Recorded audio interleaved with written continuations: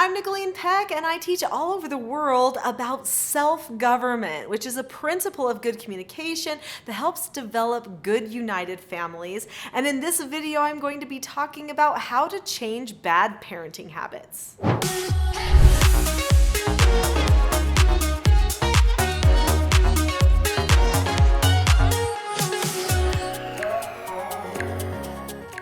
We all develop bad habits from time to time. In this video, I'm going to be talking about how we develop bad parenting habits and what we can do to make a positive change.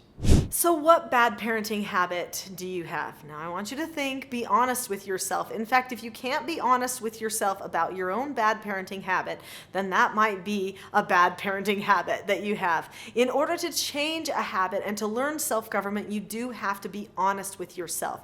Examining yourself, analyzing yourself, deciding this is what I see, but I don't like it, I want to change it for this. That's actually what the process of self-government actually looks like.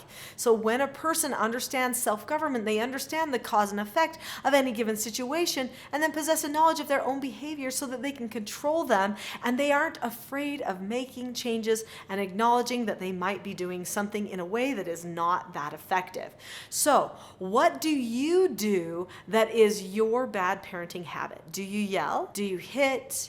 Do you think bad things about the children? Do you think bad things about yourself? Do you beat yourself up? Because you know that hurts your children, right? If you start beating yourself up, that actually is damaging to the whole family environment because you're hurting your role as parent on the inside, which makes you less confident and less believable in the eyes of your children. In fact, we never want to be doing anything that's emotionally manipulative, because if we do, that actually pulls everybody in the family apart instead of together. So if we want to create an environment where our family can be united, we need to make sure that we are always taking responsibility over our own feelings, thoughts, and emotions, and examining what we can do to most improve those things and make sure that we're clearly understood by the people around us. That's what a person does who's trying to form good relationships in a self-governed way. So how do we form bad parenting habits? You know, there are multiple different things that can come into play. Sometimes we get really busy and so we just stop doing certain things. Each one of us was parented in a certain way, and whether we like it or not, that was our grooming. Sometimes when we get stressed, we revert back to some of those old connections in our brain. Maybe it's arguing or power struggling, and we'll do that with our spouses or our children, even though we never wanted to do that. And it's just because those connections are still there in the brain. Now, the only way to get rid of those connections is to form another connection that is stronger, that can be our go-to. Maybe the connection of calmness. Now, at the end of this video, I'm going to be giving you a free gift that will help you if you want to create a habit of calmness. So stick with me to the end. So what we do is we fall into these old traps, and when we get into the old traps, it ends up sometimes creating even more problems. So we didn't want to be there in the first place. Now we're trying to dig ourselves out. We start doing other things that creates even more bad habits. Oftentimes these traps happen because we're selfish. We start thinking about ourselves and how we feel too much, and we forget about our stewardship over our children or the duty that we have to teach them and to serve them. Sometimes we forget who we even are. I tell that to parents sometimes. I say, you know what? Lots of times we start dealing with our stuff in front of other people, and we think so much about our stuff, our emotional stuff or our mental stuff or the physical stuff of all the things that we have to do, that we end up forgetting who we even are to the other people around us. We forget our roles, which are so very important to them. If we don't maintain our identity for ourselves, how are they going to respect our identity and our roles? Well, they won't. They'll struggle. I actually have a whole book that is all about roles, and it's a story. It's a fun one to read and to learn from, because you get to learn through the story of this family. But you see how they're not respecting each other's roles, and they're all worried about their own stuff.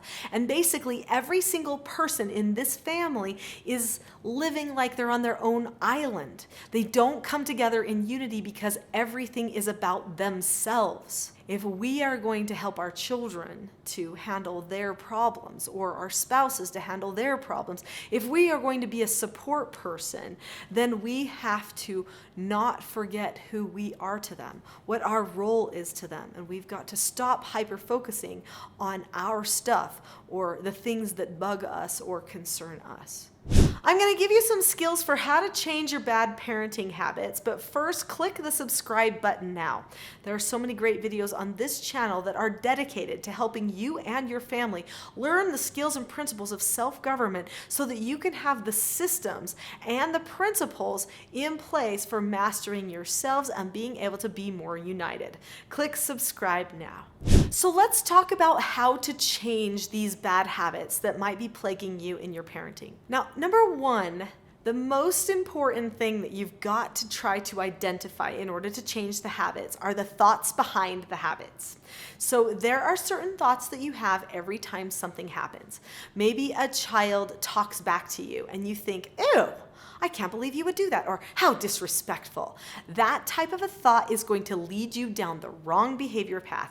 You will end up doing that habit of reacting that you don't want to do. So if you don't want to react to the child, then you've got to make sure that your thought pattern is not reactive. So you have to tell yourself, wait a minute, something just happened. What thought do I choose to have? Oh, the child wants me to understand something about them, but they're not going about it the right way.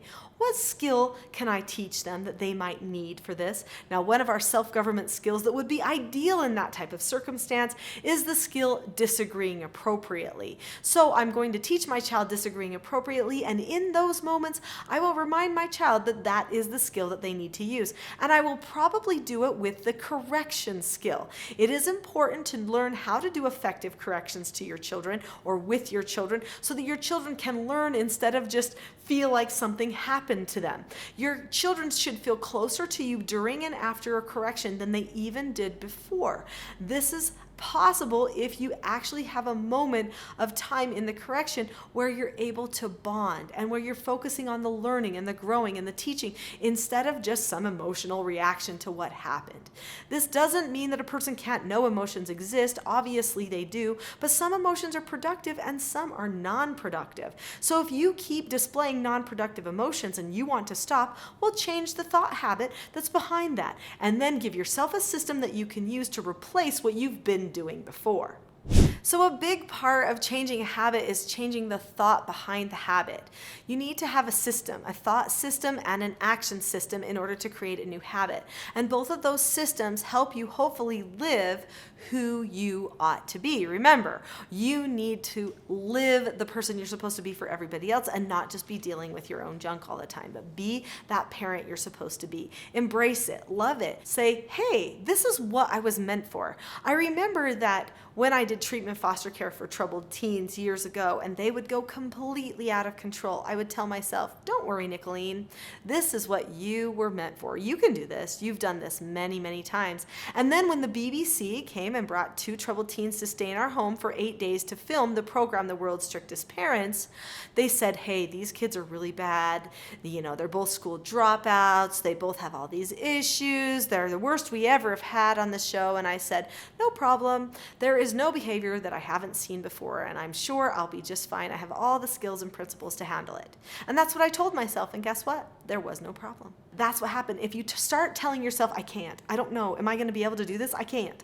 Then you will start stressing out, and then you will behave in a way that is a habit of stress.